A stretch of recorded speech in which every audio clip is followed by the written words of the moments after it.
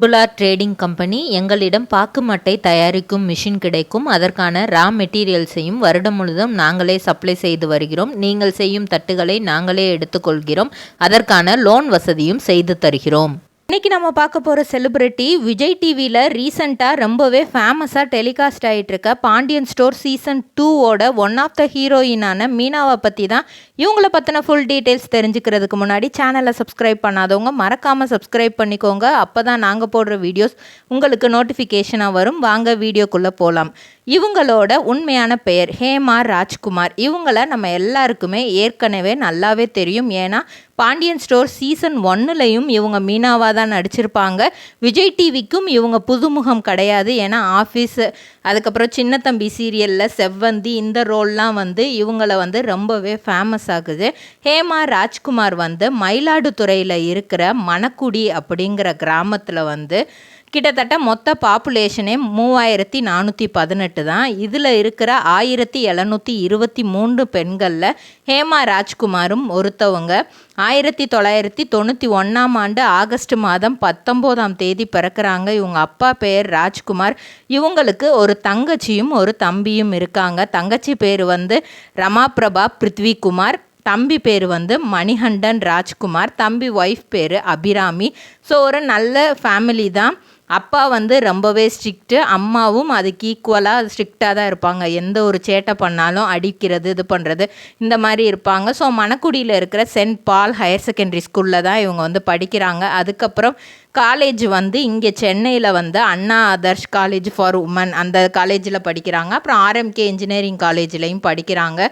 So starting college படிக்கும்போது அவங்களுக்கு என்னடா நம்மளுக்கு சினிமா அப்படிங்கிறதுல பெருசாக ஒரு இது, ஜஸ்ட்டு சினிமா பார்க்குறோம், இது பண்ணுறோம், அவ்வளோதான். ஆனால் அவங்களுக்கு யார் மேலே ரொம்ப ஆர்வம் அதிகமாக இருந்துச்சுன்னா விஜே பண்ணுறவங்க மேலே ரொம்பவே ஆர்வம் அதிகமாக இருந்துச்சு. ஆங்கரிங் பண்ணுறவங்கள எப்படியாவது நம்ம ஒரு ஆங்கர் ஆயிடணும் அப்படிங்கிற நாட்டம் அவங்களுக்குள்ளே இருந்துக்கிட்டே இருந்திருக்கு. சரி, அப்போ ஆங்கர் ஆயிட்டிங்களா அப்படிங்கிற மாதிரி யோசிக்கும்போது பார்த்தா அவங்களுக்கு பேக்ரவுண்டு அந்த அளவுக்கு சினிமா ஃபீல்டில் கிடையாது. அவங்க ரிலேட்டிவ்ஸ் யாருமே சினிமாவை பற்றியோ அந்த இதை பற்றி எதுவுமே தெரியாது. கிராமத்தில் அந்த முன்னாடி காலத்தில் டூரிங் டாக்கீஸ் இதெல்லாம் போட்டால் எல்லோரும் சேர்ந்து உட்காந்து பார்க்குற மாதிரி, அதுக்கப்புறம் கொஞ்சம் கொஞ்சமாக டிவி வாங்கி பார்க்குறது, அந்த சீரியல்ஸ் ஒன்று பார்க்குறது, இது மட்டும்தான் அவங்களுக்கு தெரிஞ்சது. ஸோ இவங்களுக்கு சென்னை புதுசு தான். அதனால் யாரை பார்க்கணும், எப்படி அந்த சான்ஸ் கேட்கணும், இது எதுவுமே அவங்களுக்கு தெரியல. இருந்தாலும் தெரிஞ்ச ஃப்ரெண்ட்ஸை வச்சு கொஞ்சம் கொஞ்சமாக இதுக்கு நம்ம அப்ளிகேஷன் போடணும் அப்படிங்கிற மாதிரி ஒரு மியூசிக் சேனலில் அவங்க போடுறாங்க. ஆனால் அதுக்கான வாய்ப்பு அவங்களுக்கு கிடைக்கல. யதார்த்தமாக கனாக்காணும் காலங்கள் ஆடிஷனுக்கு போகிறாங்க.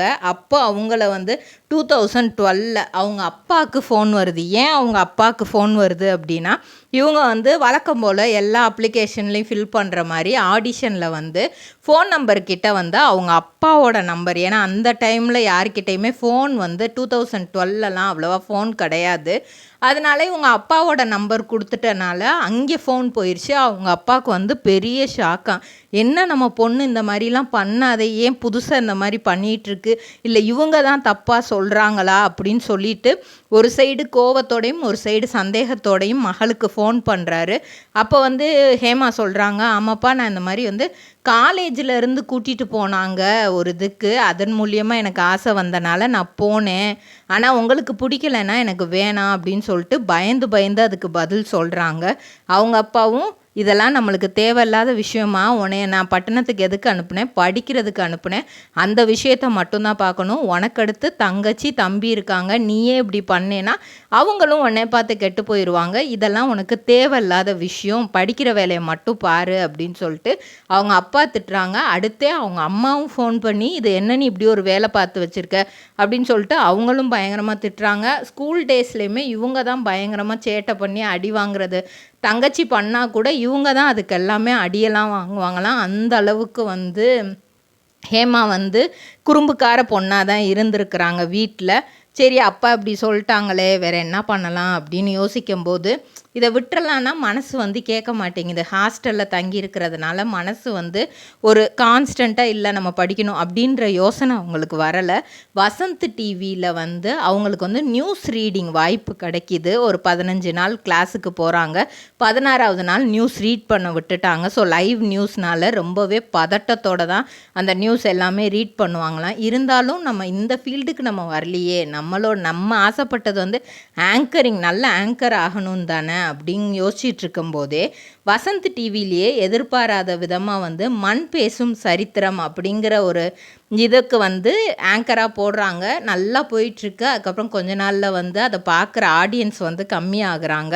அப்போ வந்து இவங்களுக்கும் ஆங்கரிங் வாய்ப்பு அதிலேருந்து போயிடுது. அதுக்கப்புறம் ஒரு 2லேருந்து 3 மாதம் எந்த வித வேலை வாய்ப்புமே இல்லாமல் அப்பப்போ காசு வந்து அவங்க அப்பா கிட்ட வந்து ரொம்பவே சங்கடப்பட்டு ஃபோன் பண்ணி கேட்டிருக்காங்க. ஏன்னா சாப்பாட்டுக்கு வந்து சுத்தமாக காசு இல்லை. அவங்க அப்பாவே கஷ்டப்படுறவர் தான். இருந்தாலும் சரி நம்ம அப்பா கிட்ட வாங்கிக்கலாம், எப்படியோ சமாளிச்சிருவோம் லைஃப்பை. ஏன்னா வந்து 1000 ரூபாய் வந்து செலவுக்கு கொடுப்பாங்களாம். அது கிட்டத்தட்ட ஒரு வாரத்திலே காலியாக போயிடுமா. அதுக்கப்புறம் வந்து முன்னாடி வந்து நியூஸ் ரீடிங் இதிலலாம் இருந்தனால அந்த காசை வச்சு இது பண்ணியிருக்கிறாங்க. ஆனால் அதுக்கப்புறம் வந்து அதுக்கான வாய்ப்பே அவங்களுக்கு கிடைக்கல.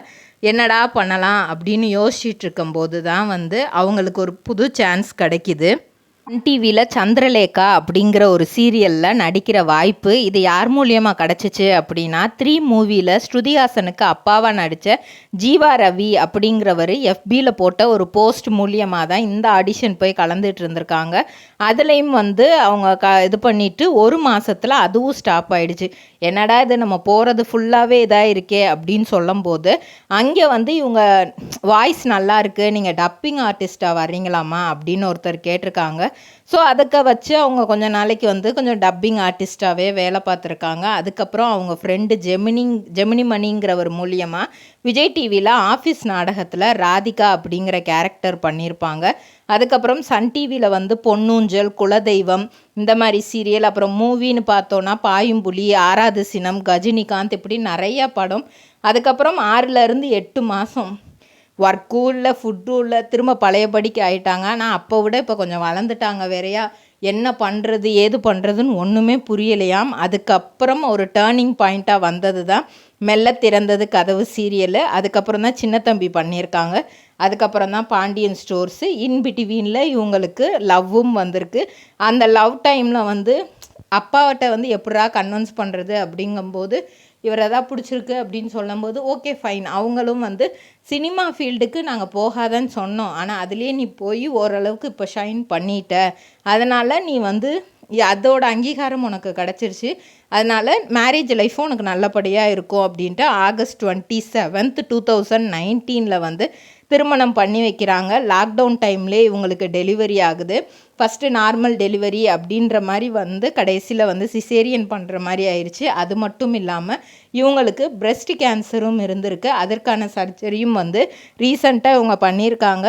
அவேர்னஸும் நிறைய கொடுத்துக்கிட்டே வராங்க. இந்த மாதிரி வந்து உங்களுக்கு ஏதாவது ப்ராப்ளம் இருந்தால் கண்டிப்பாக சீக்கிரமாக போய் பார்த்துருங்க அப்படிங்கிற மாதிரி அவேர்னஸும் கொடுத்துட்டு வராங்க.